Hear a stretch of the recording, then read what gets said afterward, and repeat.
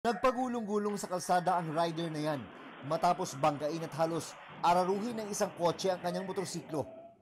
Nakatayo naman ang rider. Doon na lumabas ang driver ng kotse, saka kinumpronta ang rider na isa palang 15 anyos na estudyante. Huwag ka tatakbo! Huwag ka tatakbo! Hindi pa yan, pasensya lang. Huwag ka tatakbo! Ba't tumatakbo ka pa? Bakit tumatakbo ka pa? Nakasagi ka na, di ba tumatakbo ka pa? Nagsumbong pa ang driver sa mga naglabasang residente. Tumatakbo to kuya, sinagi ako. Walang lisensya, tingnan mo. Tingnan mo kuya, tinatakbuhan ako.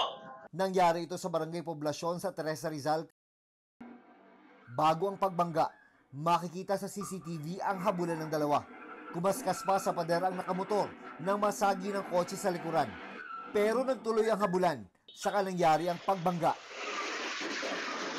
Ang mga residente roon, nabahala sa ginawa ng driver. Hindi dapat yung po binangga kahit ginanong kayo. Wala ko din bata.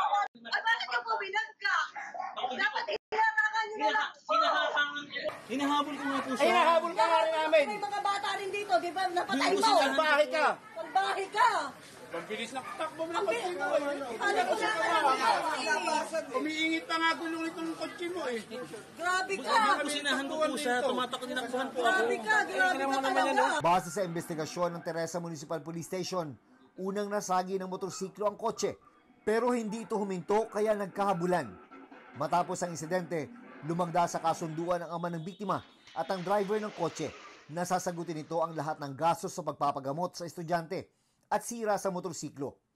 Pero nang mapanood ng mabuti ng mga magulang ng bata ang viral video, nagpasya silang kasuhan ng driver. Nagpunta sila sa Public Attorney's Office para humingi ng tulong legal. Katanggap-tanggap yung ginawa.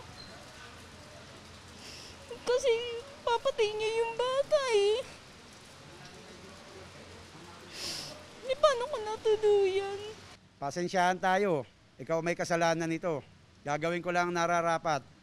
Pagdusahan mo kung ano yung katarantado ang ginawa mo sa anak ko. Pagkatapos lumapit sa Public Attorney's Office ay agad na bumalik dito sa Teresa Municipal Police Station ang mga magulang ng biktima para humingi naman ng tulong sa pagsasampa ng reklamo. At sa mga sandaling ito nga ay hinihahanda na ng mga pulis ang reklamong attempted murder laban sa suspect. Nakaharap namin ang driver ng kotse pero tumanggi siyang magbigay ng pahayag. Pinakakansela na ni Acting Transportation Secretary Giovanni Lopez ang lisensya ng driver. Nakikipag-ugnayan na ang DOTR sa pulisya. Nakatakda rin maglabas ng show cause order ang LTO laban sa driver.